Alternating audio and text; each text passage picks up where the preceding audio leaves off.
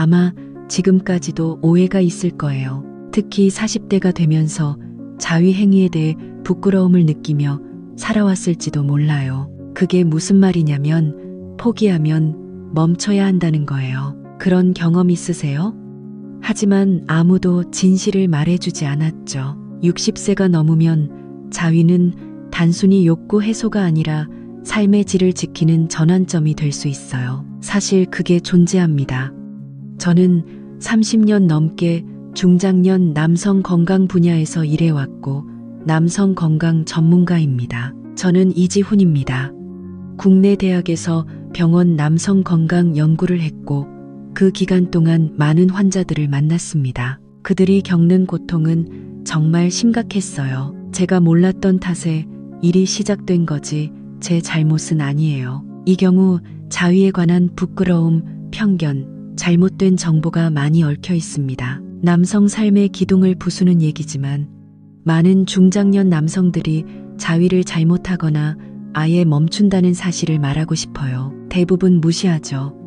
하지만 자위를 자주 제대로 하는 법과 자세가 중요해요. 간단하지만 올바른 태도가 필요한 습관입니다. 호르몬 분비와 심장 기능뿐 아니라 전반적인 건강에도 영향을 줍니다. 중요한 문제예요.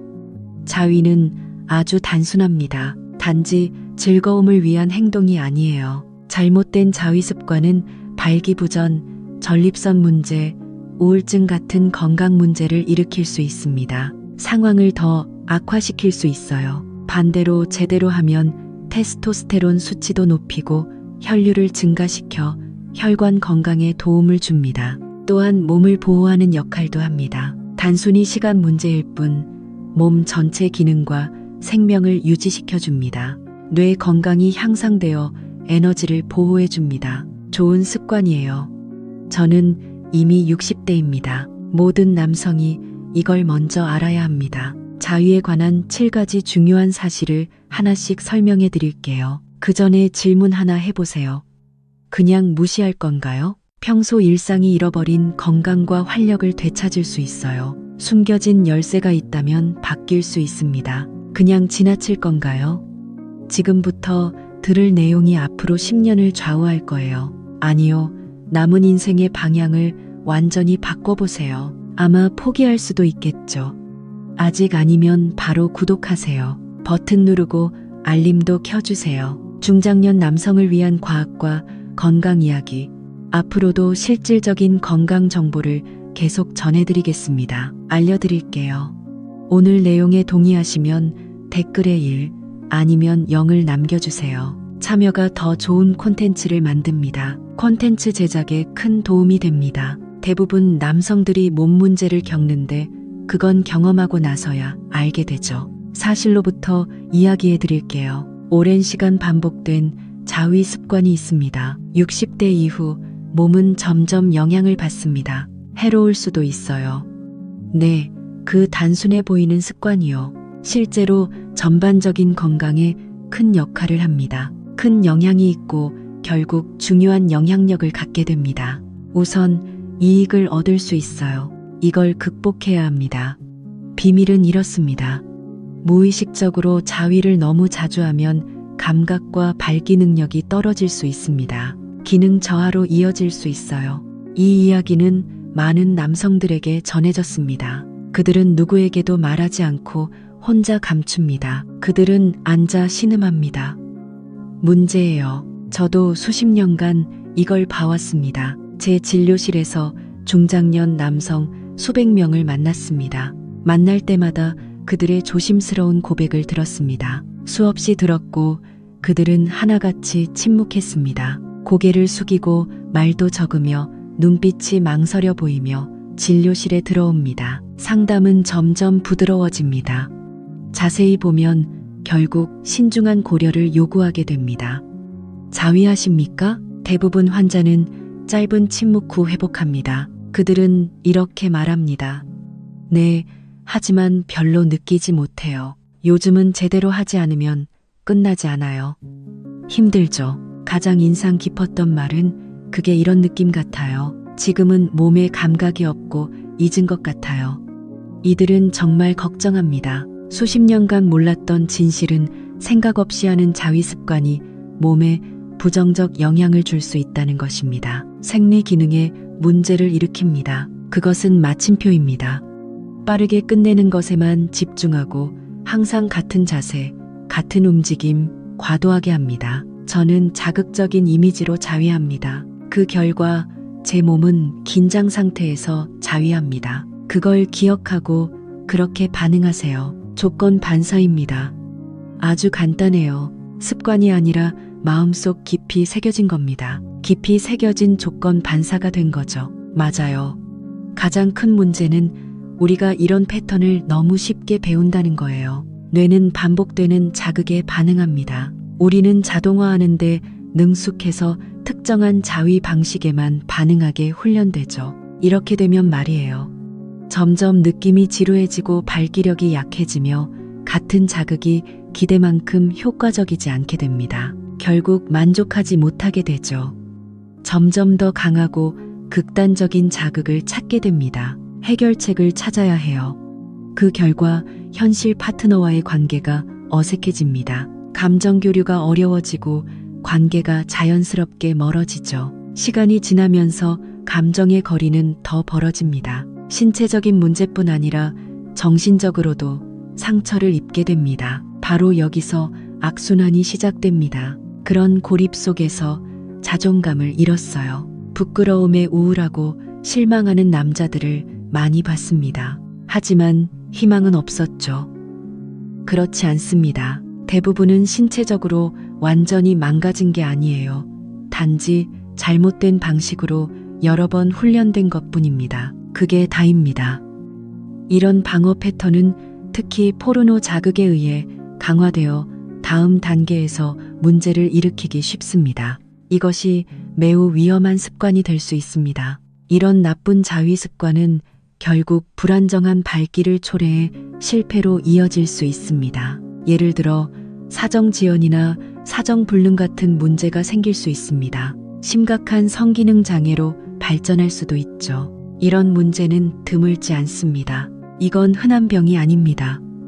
제가 생각한 것보다 더 많은 외로운 남성들이 조용히 이런 문제를 겪고 있습니다. 슬픈 건 대부분 자신도 모르게 스스로 고통을 만든다는 점입니다. 사실 이것은 오랜 반복의 결과입니다. 나쁜 습관이 몸을 이렇게 망가뜨립니다. 꼭 기억하세요.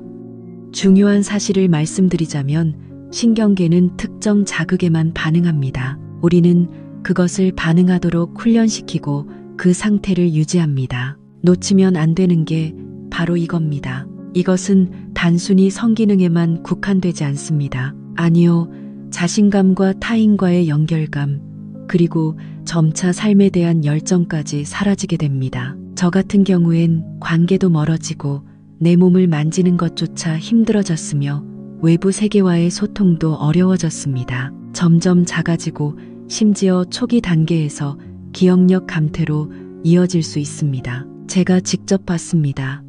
이렇게 잃어가는 거죠. 침실에서만의 순간이 아니라 일상생활에서 그런 일이 벌어집니다. 바로 그겁니다. 눈이 흐려지고 거울을 봐도 힘이 하나도 없어요. 자기 인식조차 서서히 변합니다. 패배감이 나타나죠. 하지만 지금은 누구 탓을 하려는 게 아닙니다. 아닙니다. 지금은 깨어날 때입니다. 좋은 소식은 신경계가 회복할 수 있다는 겁니다. 맞아요. 몸은 원하는 만큼 여러 번 다시 배울 수 있고 새로운 자극에 반응할 수 있습니다. 이를 위해 먼저 인식을 바꾸고 인내해야 합니다. 지금과는 완전히 다른 접근법이 필요합니다. 자위 자체가 문제는 아닙니다. 문제는 인식 없이 기계적으로 반복하는 것입니다. 자유가 아니라 마치 운전대를 잡고 가속 페달만 밟고 아무것도 안 하는 것과 같습니다. 언젠가 벽에 부딪혀 충격으로 손해를 입게 될 겁니다. 회복하는데 시간이 더 걸리죠. 막혀버립니다. 그리고 많은 사람이 조용하지만 훨씬 위험한 다른 문제를 간과합니다. 또 다른 위험이 있습니다. 바로 자위를 완전히 끊는 것입니다. 맞아요. 60대 이후 자위를 완전히 안 하는 경우가 있습니다. 며칠씩 아예 하지 않는 경우도 있죠. 이것이 몸의 기능과 균형을 방해합니다. 이것이 원인일 수 있습니다. 다음 이야기에서는 왜 자위를 완전히 끊는 게 건강에 좋지 않은지 설명할게요. 건강을 서서히 망가뜨리는 중입니다. 그 이유를 다음 이야기에서 알려드리겠습니다. 동의하시면 댓글에 숫자 1을 달아주세요. 그대로 두시고요. 여러분의 참여가 이야기를 이어갈 힘이 됩니다. 이제 두 번째 비밀입니다. 계속하죠. 자위는 전립선의 출혈과 염증을 줄이는 방법입니다. 며칠 전 저는 병원에 있었고 만난 남자 환자가 생각났습니다. 그의 이름은 강민호 씨였습니다. 강민호 씨는 68세이고 매우 조용한 분입니다. 그는 자존심이 강하고 사생활을 매우 중시합니다. 말을 많이 하길 좋아하지 않으셨죠. 하지만 그는 밤마다 5에서 6번씩 일어나 소변을 봐야 했습니다. 언제나 진료 기록을 꼼꼼히 챙기셨죠. 그는 아랫배에 묵직한 통증과 압박감을 느꼈다고 했습니다. 처음에는 그런 증상이 단순히 노화 때문이라고 생각했어요. 자연스러운 현상이라고 믿었죠. 하지만 언제 병원을 찾기로 결정했냐는 질문에 그는 이렇게 말했습니다. 눈을 크게 뜨며 깜짝 놀란 표정을 지었죠. 부끄러운 표정을 감추지 못하며 아내가 돌아가신 후로 그런 관계가 없었습니다.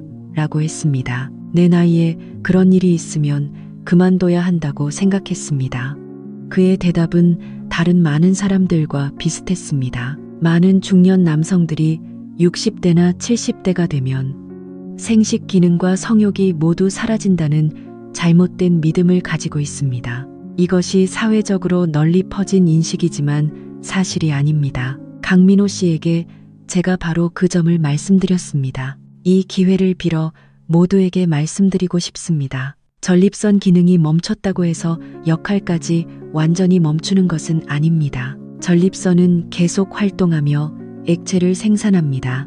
이 액체가 오랫동안 배출되지 않으면 몸 안에 쌓여 우렬과 출혈을 일으킵니다. 이것이 증상을 유발하고 시간이 지나면 심각한 건강 문제로 이어질 수 있습니다. 전립선은 처음에 액체를 저장하는 조직으로 장기 보관을 위해 설계되어 있습니다. 분비된 액체가 밖으로 배출되지 않고 내부에 계속 쌓이면 전립선이 부어오르고 민감해져 결국 염증이 생깁니다. 이런 일이 발생하면 전립선 기능이 저하됩니다. 대표적인 증상부터 살펴봅시다. 잦은 배뇨, 약한 소변 줄기, 잔뇨감, 심지어 사정시 불쾌감이나 통증까지 있습니다. 때로는 다른 증상도 동반합니다. 많은 사람이 이런 현상을 나이 들면서 자연스러운 것으로 생각하지만 사실은 그렇지 않습니다. 전립선 압력이 풀리지 않는 것이 원인입니다. 이 점을 가볍게 여기면 안 됩니다. 충분히 일어날 수 있는 문제입니다. 그리고 해결은 매우 간단합니다. 단순히 불편함에 그치지 않습니다. 만성 전립선염이 오래 지속되면 장기적으로 전립선암 위험 요인이 될 수 있습니다. 연구 결과들이 이를 뒷받침합니다. 제가 강조하고 싶은 것은 정기적으로 사정하지 않으면 암 위험이 증가한다는 점입니다. 너무 두려워하거나 부끄러워하지 마세요. 제가 권하는 게 아니라 규칙적인 사정 습관이 전립선 내 부기를 줄이는 좋은 신호라는 뜻입니다. 이것이 압박을 줄이고 전립선 건강을 개선하는데 분명히 도움이 됩니다. 이것은 과학적인 사실입니다. 이 문제에 대해 하버드 대학이 대규모 연구를 진행해 여러 중요한 결과를 발표했습니다. 약 3만 명의 남성을 수년간 추적 조사했고 한 달에 최소 21회 이상 사정하는 남성들이 그렇지 않은 남성들보다 전립선암 발병률이 현저히 낮다는 통계가 나왔습니다. 이 결과는 매우 설득력 있습니다. 이는 단순한 가설이나 추측이 아니라 데이터와 실제 증거에 기반한 것입니다. 강민호 씨 사례로 돌아가서 그의 몸 상태와 무슨 일이 있었는지 좀 더 자세히 살펴봅시다. 설명을 듣고 나서 그는 스스로를 돌보기 시작했고 점차 인생의 방향을 바꾸기 시작했습니다. 자신과 건강에 다시 연결되면서 관심이 다시 불타올랐습니다. 이런 방식으로 점차 건강한 행동을 할 수 있었습니다. 그는 이것이 부끄럽거나 숨겨야 할 일이 아니라 건강관리의 중요한 부분임을 이해했습니다. 안심하세요. 모든 것이 변하기 시작했습니다. 식단이 훨씬 편해졌고 밤에 자주 깨지 않고 깊이 잠들게 되었습니다. 그것이 현실이 되었습니다. 하지만 그 이상으로 그의 눈빛에서 인상적인 변화가 뚜렷이 드러났습니다. 진실이 밝혀졌습니다. 가장 뚜렷한 변화는 흐릿했던 눈빛이 밝고 생기 있게 변한 것이었습니다. 그는 자신과 다시 연결되어 살아있음을 느꼈습니다. 아니요, 약물은 필요하지 않고 심각한 경우에는 여러 번 병원을 찾아야 하는 상황도 발생합니다. 수술을 고려해야 할 수도 있습니다. 그리고 가장 중요한 것은 전립선암이 같은 치명적인 질병에 걸릴 위험을 높인다는 점입니다. 문제는 그것이 계속될 수 있다는 겁니다. 이것이 바로 중년층에서만 나타나는 중요한 결과들의 출발점입니다. 중년이 되면 일을 그만둬야 한다고 생각하는 것은 큰 오해입니다. 그런 일이 일어날 수 있다는 사실을 절대 무시해서는 안 됩니다. 아니요, 그건 효과가 없습니다. 우리는 심혈관 건강을 잘 관리해야 합니다. 중요한 것은 혈압을 자주 체크하는 것입니다. 마치 점검하고 조절하듯 혈관 건강 상태도 조절해야 합니다. 이 중요한 건강을 절대 무시하거나 방치하지 마세요. 그건 축하받을 일입니다. 지금까지 말한 것처럼 자위는 단순한 신체 기능이 아니라 문제가 아니지만 감정과 깊게 연결되어 있습니다. 그것은 행동이기도 합니다. 많은 중년 남성, 특히 남부지방 남성들은 자유와 관련된 주제를 언급할 때 수치심, 죄책감, 말문이 막히는 감정을 느낍니다. 그것은 불편한 감정을 불러일으킵니다.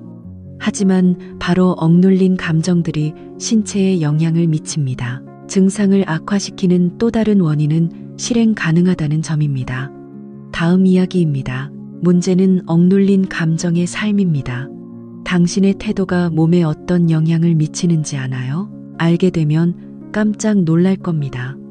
또 다른 건강에 관한 진실이 드러나기 시작합니다. 맞아요. 자위에 관한 세 번째 비밀. 그것에 대한 수치심이 정신건강에 심각한 영향을 줄 수 있다는 점입니다. 매우 큰 영향력을 가질 수 있습니다. 중년 남성들의 마음속에는 표현할 언어가 없습니다. 말하지 않는 침묵이 조용히 감싸고 있습니다. 저는 병원에서 그 침묵을 느꼈습니다. 우리는 종종 이런 경우를 만납니다. 그건 말로 드러나지 않지만 태도나 성생활 습관 속에 존재합니다. 제가 그 점에 대해 물으면 당신은 저를 피합니다. 눈으로 하는 자위라는 말이 나오면 그들은 그냥 어깨를 으쓱하거나 다른 이야기로 돌립니다. 그런 방향으로 이야기를 돌리거나 젊었을 때는 먼저 무시하며 그건 그냥 이야기일 뿐이라고 말하려 합니다. 그런 반응들 사이에서 저는 침묵의 무게를 느꼈습니다. 저는 그것을 분명하게 느낄 수 있습니다. 하지만 그 고요한 침묵 안에는 분명한 메시지가 있습니다. 맞아요. 많은 사람들이 자위를 중단했습니다. 원해서가 아니라 어느 순간 그걸 하면 안 된다는 걸 배우게 된 거죠. 테스토스테론보다 더 중요한 것은 발기 조절 기능입니다. 그걸 배웠기 때문입니다. 이것이 핵심입니다. 우리가 반드시 고려해야 할 중요한 사실입니다. 저는 자위를 그만뒀습니다. 솔직히 말하면 조용한 수치심이 오랫동안 제 마음속에 쌓여 있었습니다.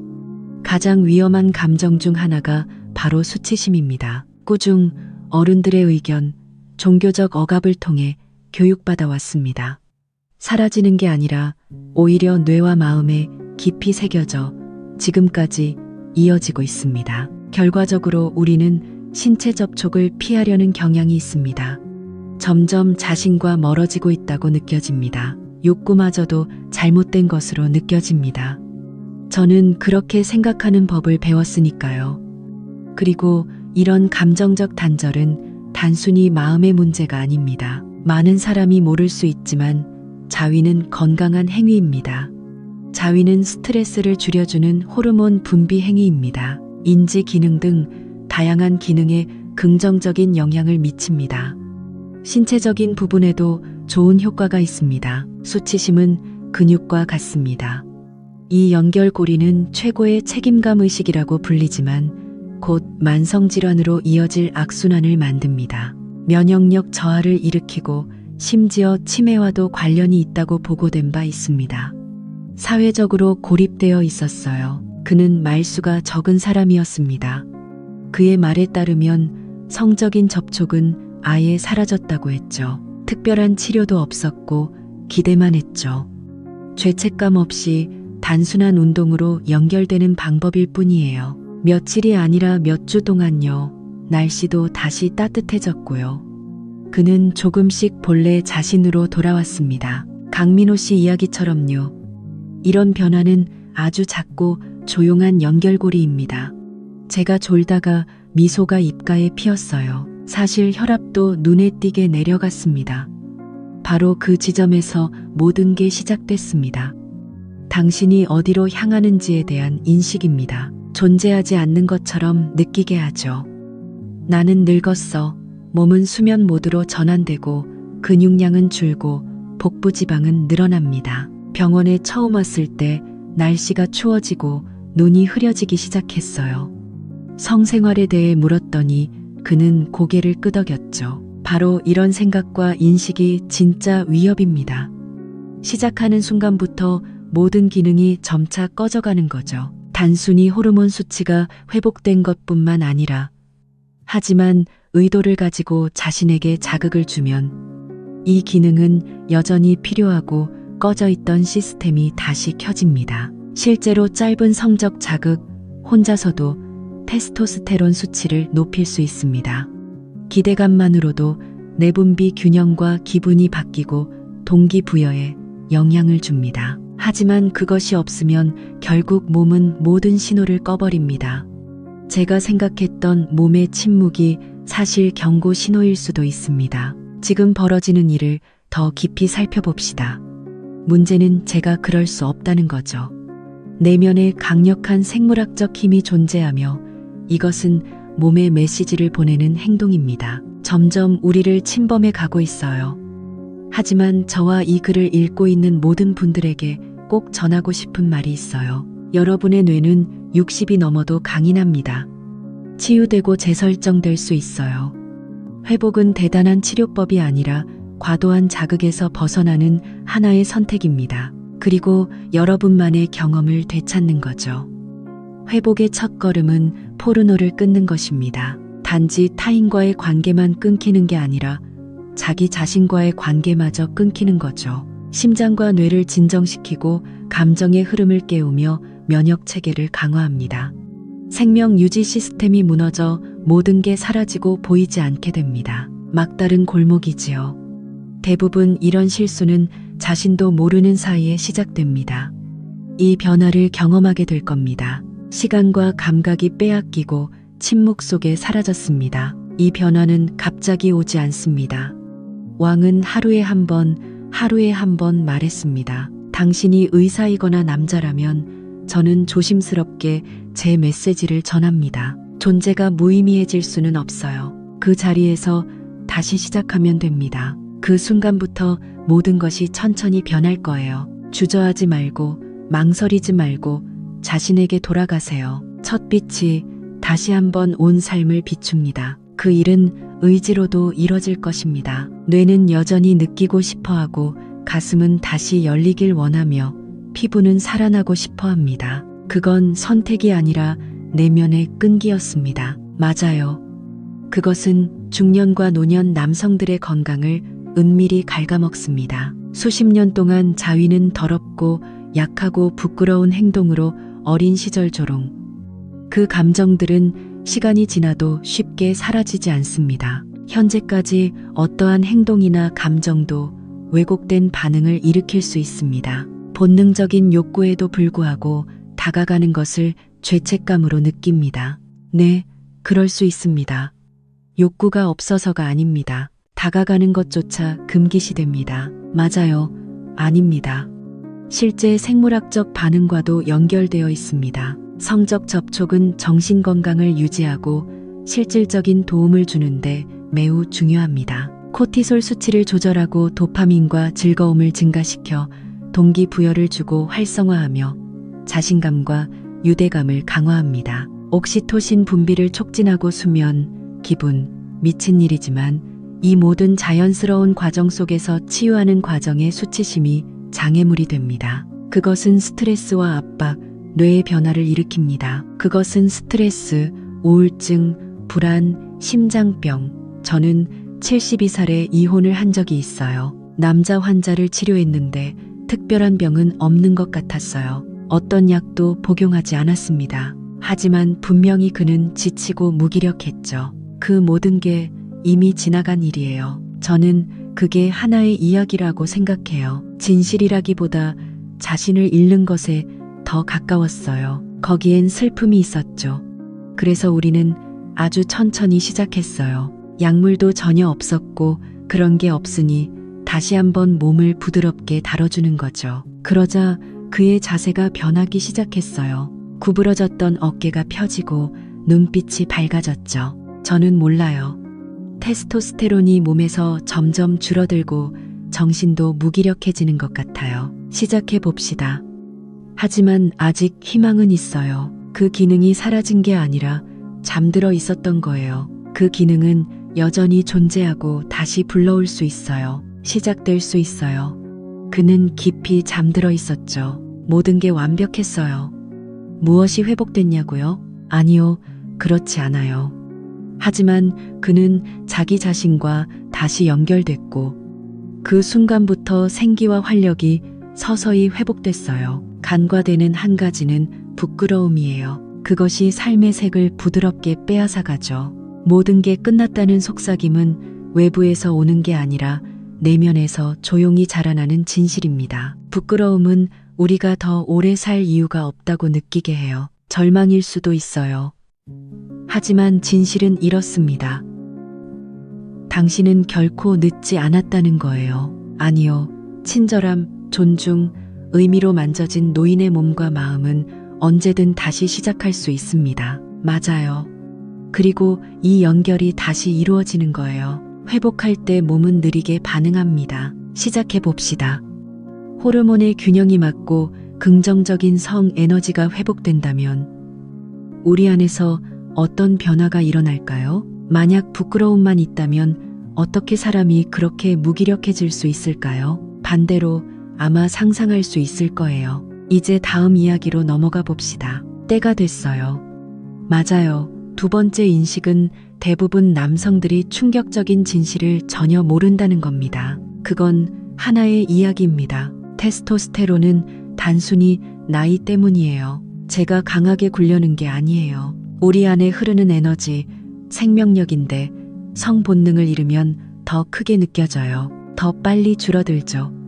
사실 이런 변화는 단절과 무관심이에요. 부끄러움에서 비롯된 걸 수도 있고요. 우리는 많은 사람들이 이걸 자연스러운 노화 과정이라 생각합니다. 탄력성, 근육, 자신감, 사고의 유연성, 정서적 안정성을 조절하는 호르몬이기도 해요. 테스토스테론은 단지 생식 기능에만 영향을 주는 게 아닙니다. 삶의 균형과 에너지의 근본에 영향을 줍니다. 혼자 있을 때도 자신과 관련된 자극을 충분히 느낄 수 있어야 합니다. 그리고 이 중요한 호르몬은 누군가와 함께 있을 때만 흥분되는 게 아니라 이 말은 모든 남성분들에게 해당됩니다. 특히 60대 이상 남성들에게 꼭 필요한 진실입니다. 이 메시지는 부끄러움이나 의심 없이 이 진실을 당당히 받아들이라는 뜻입니다. 이것이 새로운 삶입니다. 지금까지의 이야기에서 시작하는 새로운 출발입니다. 무언가 느껴지면 댓글을 남겨주세요. 2번을 남겨주세요. 공감은 다음 이야기의 중요한 부분입니다. 제가 여러분의 다리가 되어드리겠습니다. 맞아요. 이제 5번째 이야기입니다. 계속하겠습니다. 아마 이 이야기는 당신이 그동안 믿어온 낡은 상식을 흔들어 놓을 거예요. 테스토스테론 수치가 계속 떨어지면 몸은 점점 다른 생리자원을 다른 곳으로 돌리게 됩니다. 시작해 봅시다. 혈류가 줄고 에너지가 감소합니다. 수면의 질은 점점 떨어지고 삶의 질도 하락합니다. 내면의 불꽃은 서서히 권력의 윤곽을 그려갑니다. 나는 그게 좋아요. 이런 모든 변화가 단순히 나이가 들어서 그런 건 아니에요. 몸이 더 이상 살아있을 필요를 느끼지 않는 거죠. 그건 제 개인적인 판단 결과일 뿐입니다. 저는 한자를 아직 기억해요. 정영철 씨, 73세, 은퇴한 소방관입니다. 예전에는 그가 누구보다도 강한 인상을 주었죠. 그는 바람 같은 사람이었어요. 요즘은 천천히 평온하게 살고 있습니다. 말씀하신 대로 혈액 검사 결과를 보면 테스토스테론 수치가 거의 기본 범위에 있지 않고 거의 감소한 상태였어요. 그는 웃으며 말했어요. 이제 더 이상 할 이유가 없다. 저는 그렇게 생각하지 않아요. 나이가 문제가 아니라 당신은 아직 살아있는데 그 사실을 무시하고 있다는 게 문제예요. 시작해 봅시다. 그래야 스스로와 다시 연결될 수 있어요. 그게 도움이 됩니다. 누군가 옆에 있을 필요 없고 부끄러워할 이유도 없어요. 지금 느끼는 감각에 집중하고 스스로에게 말하세요.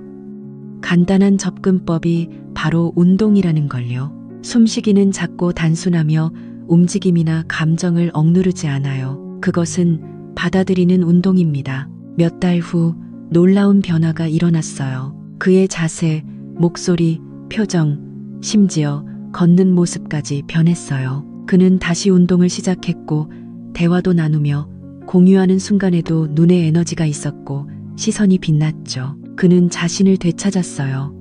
몸은 특정 자극에 반응합니다.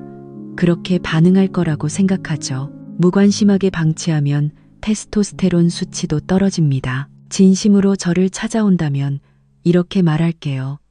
시작하세요. 저는 점점 깨어나고 있어요. 이건 이론이나 추측이 아니에요. 이와 관련된 다양한 연구가 있어요. 성적 상상, 신체 접촉, 이것은 과학적으로 증명되었습니다. 인간의 몸은 쾌락을 즐기고 연결하며 존재에 반응하도록 설계되어 있습니다. 반응하지 않게 되는 거죠. 그 침묵의 대가는 당신이 생각하는 것보다 훨씬 큽니다. 그것은 무겁고 거대해요.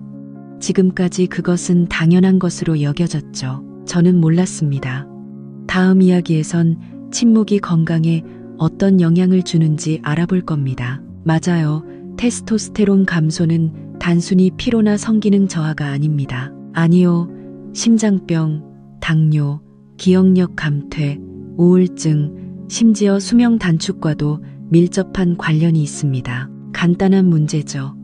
그렇지 않습니다. 테스토스테론 수치는 당신이 삶에 얼마나 깊이 참여하는지를 반영하는 생물학적 지표입니다. 문제는 많은 남성들이 너무 이기적이라 자신이 얼마나 멀리 와 있는지조차 모른다는 점입니다. 몸의 변화는 정상으로 여겨지지만 사실 자신과 분리되어 사는 것입니다. 맞아요. 그게 진실입니다. 하지만 희망은 있습니다. 돌아가는 길은 분명 존재해요. 그 길은 약이나 수술이 아니라 자신의 몸으로 돌아가는 것입니다. 모든 것은 연결하는 것에서 시작됩니다. 판단받지 않고 죄책감 없이 자신만의 방식으로 자신에게 다가가는 거죠. 연습하세요. 그것이 제가 이 삶을 사는 이유입니다. 이 이야기가 다소 놀랍게 느껴진다면 다음 이야기는 더 깊이 들어갈 겁니다. 말씀드릴 수 있어요. 많은 남성들이 무심코 자신에게 해를 끼치는 경우가 많습니다. 5번째 비밀. 사용하지 않으면 발기 기능은 사라집니다. 그것은 하나의 시스템입니다. 60대 이후 많은 남성들은 조용히 믿고 있는 몇 가지 오해가 있습니다. 지금 당장 성관계를 하라는 거죠. 발기가 안 돼도 상관없다. 저도 이런 말을 수도 없이 들었어요. 마치 내가 늙었다는 듯이. 성기능은 자연스럽게 끝난다고 들었죠. 그냥 내버려둬라는 태도였어요. 하지만 의사들은 분명히 말했습니다. 아직 설명되지 않은 사실이 있습니다. 발기 기능은 단지 성적인 문제만 관련된 것이 아닙니다. 그것은 혈류, 신경 건강, 심혈관 건강, 그리고 수명에도 좋습니다. 몸의 핵심 시스템들은 서로 긴밀하게 연결되어 있습니다. 이것도 그중 하나입니다. 저는 69세인 서영준 씨를 만났는데 그는 여전히 건강하고 정신도 맑았습니다. 단 1분밖에 걸리지 않았습니다. 하지만 그는 5년 동안 발기가 되지 않았다고 했습니다. 저는 그럴 수 없겠더군요. 그는 말했습니다. 기능이 사라진 게 아니라 할 이유가 없다고 느껴져서 자연스럽게 멈춘 것뿐이라고요. 맞아요. 아내가 먼저 세상을 떠나고 나서 저는 멀어졌고 성기능도 없으니 다시 데이트할 생각도 없었습니다. 그게 필요하다고 생각하지 않았어요. 하지만 몸은 그 결정을 기다리고 있었는데 충족되지 않았죠. 몸은 다시 한번 당신이 돌아오기를 기다리기보다는 조용히 시스템을 꺼버립니다. 맞아요. 많은 남성들이 모르는 사실입니다. 여기 한 가지 진실이 있습니다. 음경도 근육 조직이나 혈관과 같아서 사용하지 않으면 기능이 떨어집니다. 분명한 신호입니다. 사용하지 않으면 조직의 탄력이 사라지고 혈관이 수축합니다. 결국 자연스러운 발기 반응도 어려워집니다. 맞아요. 이것은 단순히 성행위뿐 아니라 몸 전체의 혈액순환과 건강한 생리기능 저하와도 관련이 있습니다. 다음은 실제 생물학적 운동입니다. 이야기는 여기서 끝나지 않습니다. 다음 글에서 이 기능을 회복하는 방법을 안내하겠습니다. 실용적이고 과학적인 방법에 대해 함께 해결해 봅시다. 당신의 몸은 여전히 당신의 것이며 돌아오기를 기다리고 있습니다. 오랫동안 관리하지 않으면 음경 조직 내 혈관이 점점 단단해져 산소 공급이 크게 줄어듭니다. 이로 인해 미세 손상과 섬유화가 쌓이며 시간이 지나면서 발생합니다. 조직의 유연성이 사라집니다. 나중에 다시 사용하고 싶어도 이전처럼 반응하지 않을 것입니다. 중요한 것은 이런 변화가 단지 나이 때문만은 아니라는 점입니다. 사용하지 않아서 그런 것입니다. 맞아요. 이 순간부터 사용 가치는 감소하기 시작합니다. 발기가 자주 멈추면 음경의 평활근이 점점 위축됩니다. 시작해야 합니다. 발기 과정에서 중요한 요소입니다. 혈관망의 기능이 중요합니다. 발기를 유발하는 필수 화학물질인 산화질소의 분비도 줄어듭니다. 네, 가능합니다. 그리고 가장 중요한 것은 이런 변화가 성관계 여부와 상관없이 발생할 수 있다는 점입니다. 성관계를 원하든 원하지 않든 이것은 여전히 생리적이고 물리적인 반응입니다. 조건이 자주 바뀌기 때문입니다. 자극과 혈류 공급이 없으면 몸은 이 기능이 더 이상 필요 없다고 판단해 제거해버립니다. 맞아요. 결과적으로 이 손상은 단순한 신체 변화뿐 아니라 감정과 심리에도 영향을 미칩니다. 기능이 약해지면 마음도 약해집니다. 무너지고 있어요. 자신감이 사라지고 자존감이 희미해지며 예전의 내가 아니게 됩니다. 나는 떠내려가는 기분이에요. 더 강해지세요. 그렇게 하면 침묵 속에 자신을 가두는 남성들이 많지 않을 겁니다. 우울증이 나타나 심해지면 조기 치매 증상으로 이어지는 경우도 있습니다. 이런 변화는 결국 찾아옵니다. 갑자기 오지 않고 부드럽고 확실하며 천천히 몸 깊은 곳에서 시작됩니다. 무엇보다도 이런 변화는 충분히 예방할 수 있습니다. 진행 중인 변화를 인지하고 행동할 이유가 필요합니다. 우리는 무엇을 해야 할까요? 답은 아주 간단합니다.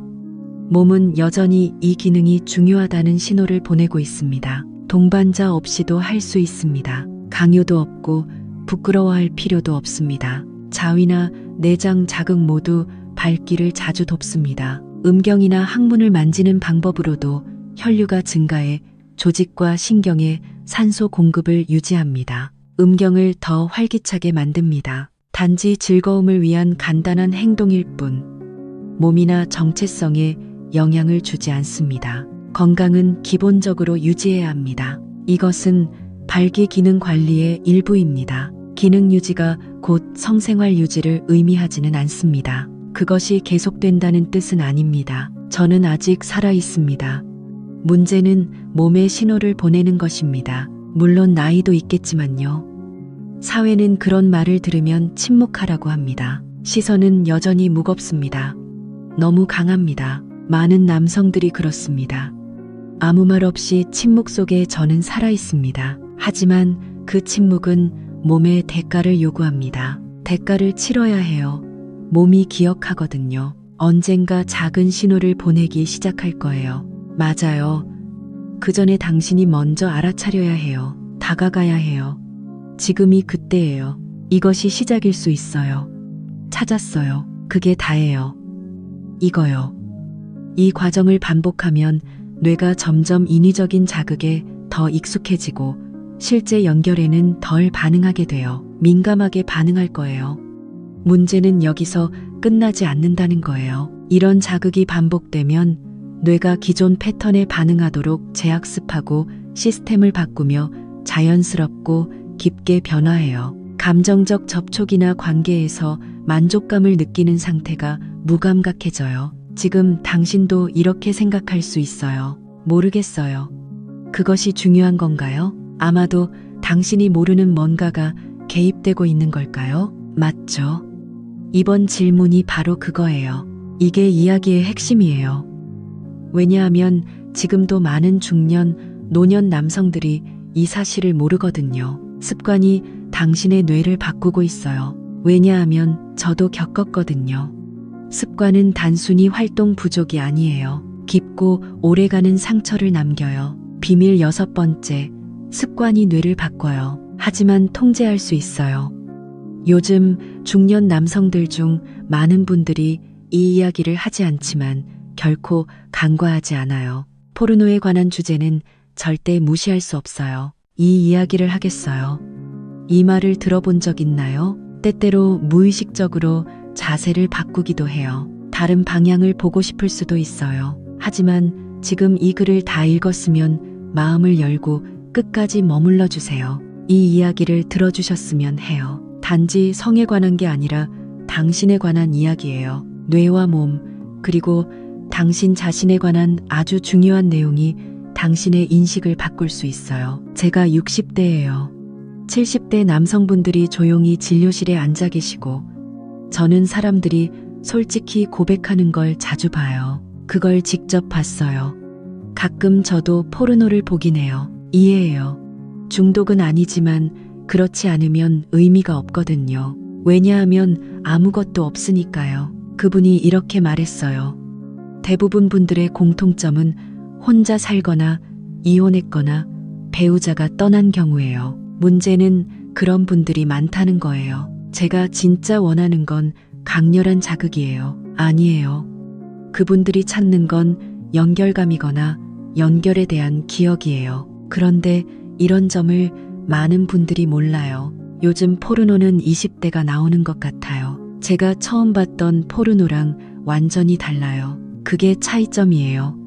그때는 종이, 정적인 이미지, 부드러운 환경이었죠. 모두 간접적인 상상이었지만 이제는 시청각적 자극이 넘쳐나고 몇 번 클릭만으로 점점 더 많아지고 있어요. 강력한 자극을 찾도록 설계된 구조가 만들어졌어요. 문제는 특히 어른 뇌, 노년 뇌가 이런 과도한 자극에 취약하다는 거예요. 그런 자극을 처리하도록 설계된 게 아니에요. 뇌 속을 보면 도파민이라는 신경 전달 물질이 있어요. 이 물질이 분비되죠. 도파민은 동기부여, 보상, 즐거움과 관련된 감정을 담당해요. 이 물질이 여러 번 자극되면 뇌는 점점 자극에 둔감해지고 보상 체계가 균형을 잃어요. 감각 둔화 현상이 나타나요. 결과적으로 실제 접촉이나 감정이 없고 연결에서 오는 자극이 점점 줄어들어요. 정서적으로 건조하고 약해지는 느낌이에요. 관계에서의 만족감이 점차 줄어들고 점점 지루하고 재미없어져요. 점점 더 강한 자극만 찾게 돼요. 이게 전기회로처럼 재구성돼요. 우리가 자유와 권한의 본질에 도달하는 순간부터 관계의 의미와 건강한 성본능을 놓치게 돼요. 다음 이야기로 넘어가요. 이 악순환이 어떻게 작동하는지 이야기해 볼게요. 포르노를 멀리할 수 있을까요? 건강한 조절 방법에 대해 말해 봅시다. 함께 살펴봐요. 지금 중요한 건 당신의 뇌가 아직 변화할 수 있다는 거예요. 이게 끝이에요. 그리고 그 변화는 당신 것이에요. 당신 스스로 시작할 수 있어요. 이 사실과 마주해야 해요. 단순한 취향이나 기호 문제가 아니에요. 아니에요. 반복 시청은 뇌의 변화를 일으켜요. 뇌의 구조와 기능이 바뀌고 있어요. 이건 생물학적 현상이에요. 뇌는 인위적 자극에 반응해요. 일단 배우면 몸도 그 기준을 따르게 돼요. 반응할 거예요. 그 결과로 발기력이 떨어지고 발기가 어려워지며 결국에는 자극이 없으면 자연스러운 성적 반응이 불가능한 상태가 됩니다. 맞아요. 이른바 포르노로 인한 발기 실패는 사실입니다. 이런 손실은 절대 사라지지 않아요. 문제는 거기서 끝나지 않아요. 부끄러움, 불안, 자신감 상실로 이어집니다. 이것이 혐오감, 실망감, 그리고 결국 깊은 감정적 고립으로 발전하게 되죠. 감정적으로 고립되는 수준까지요. 점점 더 많은 남성들이 자신의 몸과 감정에서 멀어지고 있습니다. 저는 조용히 무언가가 깨졌다고 생각하며 점점 침묵 속으로 빠져들었죠. 하지만 중요한 사실은 대부분 문제의 근본 원인은 바로 여러분 자신이라는 겁니다. 여러분은 자신도 모르게 포르노에 의존하게 되었어요. 그 말은 곧 할 수 없다는 뜻입니다. 처음에는 위안을 얻기 위해서만 사용했죠. 그런데 그 도구가 갑자기 살아 움직이기 시작했습니다. 제가 그걸 깨달았을 때는 이미 너무 늦었고 시간이 지나면서 그 일이 벌어졌습니다. 여러분은 절대 망가지지 않았습니다. 절대요. 그리고 더 중요한 건 회복할 수 있다는 겁니다. 현실적 감각을 되찾을 수 있습니다. 뇌는 회복 능력이 있어요. 그건 여러분이 발을 들여놓는 순간부터 시작됩니다. 인공적인 이미지 대신 현실적인 감각, 상상, 감정, 독특한 경험을 다시 시작할 때 뇌는 자연스럽고 건강한 자극으로 돌아갑니다. 반응이 시작됩니다. 사실 30일 동안 시각적 자극에 전혀 노출되지 않는 거예요. 시작해 봅시다. 사람에 따라 점진적으로 줄이면서 민감도를 서서히 높일 수도 있습니다. 서로 마주하세요. 포기하는 게 중요합니다. 목표는 되찾는 게 아니라 자신을 되찾는 것입니다. 그게 핵심이에요. 단순히 성적 반응을 되찾는 게 아니라 현실적이고 진짜 감각과 연결을, 그리고 잃어버린 것을 되찾아야 합니다. 그게 바로 여러분 자신이에요. 지금 포르노가 좋으세요? 감각이 무뎌졌다고 느낀다면 다음 이야기가 더 많은 것을 알려줄 겁니다. 깊은 공명을 전달할 거예요. 여러분이 영적인 세계에 있을 때 겪는 고립감은 그것 때문입니다.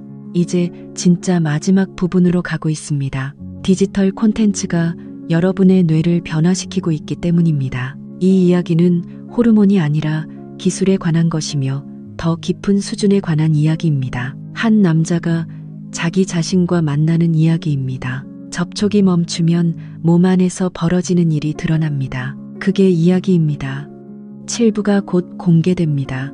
비결은 자신이 느끼는 감각과 연결되고 그 감각을 살아있게 하는 것입니다. 그게 이야기입니다.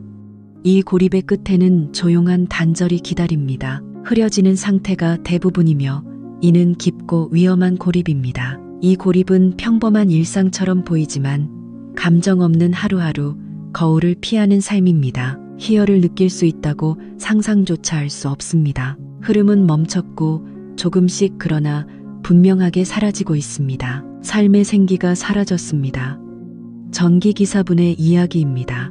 이 고립이 우리에게 어떻게 영향을 주는지 그 내면 침투를 보여줍니다. 그는 누구보다도 성실하고 절제하는 사람이었습니다. 매일 정해진 시간에 잠시 식사하고 산책하고 신문을 읽는 생활이었죠. 그는 그렇게 살았지만 그 일상 속에서 온기와 접촉의 감각은 완전히 사라졌습니다. 그는 말했어요.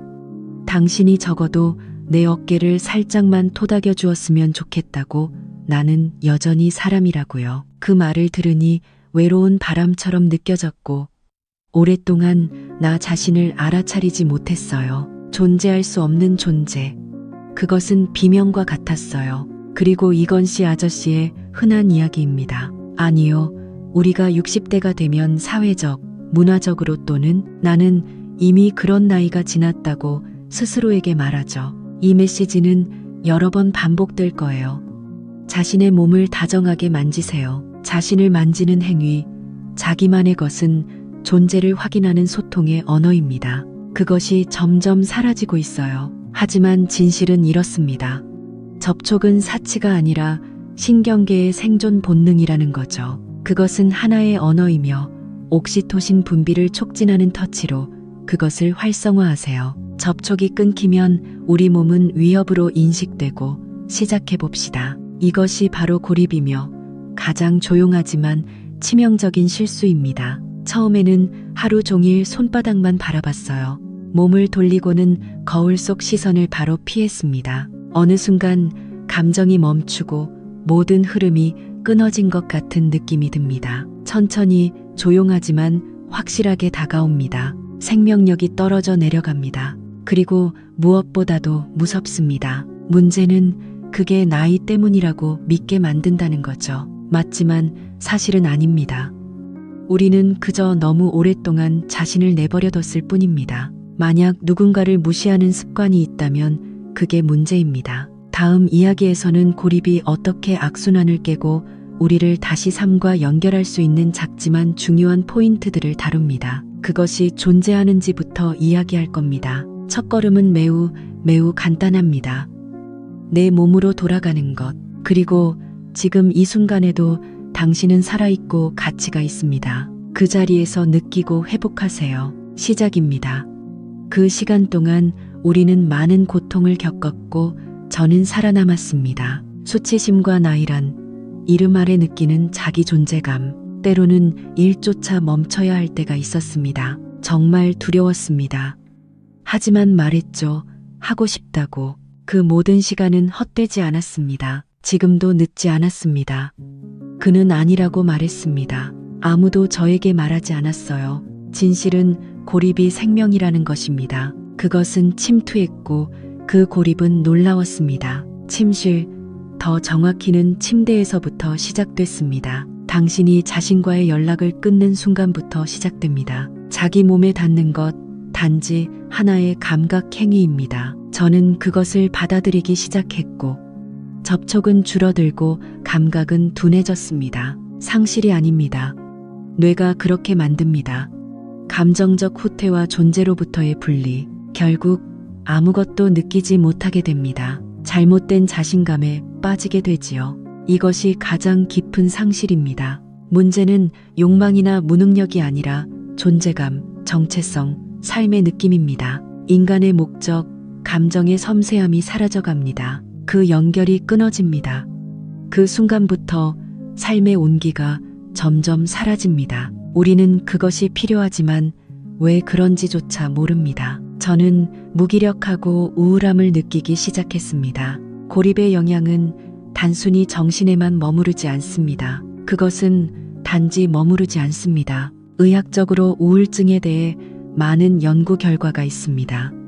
심장병, 인지저하, 그리고 조기 사망과 밀접한 관련이 있다는 보고도 있습니다. 말씀드리자면 이것은 단순히 나이가 들어서 생기는 일이 아닙니다. 아마도 자기 포기에서 시작되는 겁니다. 변화일 수도 있지만 분명히 하고 싶은 건 누구를 탓하는 이야기가 아닙니다. 누구나 인생에서 상실을 경험합니다. 외로움이 찾아올 수 있지만 포기할 필요는 없습니다. 나는 여전히 내 몸을 가지고 있고 그것을 느끼며 여기 존재한다는 선언입니다. 회복의 출발점이죠.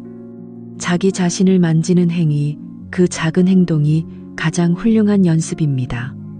뇌가 그것을 감지하고 심장이 다시 뛰기 시작합니다. 우리가 준비할 때 신경은 혈관을 마비시키고 천천히 깨어납니다. 시작합시다. 저에게도 그런 회복의 순간들이 있었습니다. 수없이 봐왔어요. 누구나 할 수 있습니다. 아무 치료 없이 그냥 자신에게 돌아가는 거죠. 제가 허락했을 때 무슨 일이 일어났나요? 변화가 일어났습니다.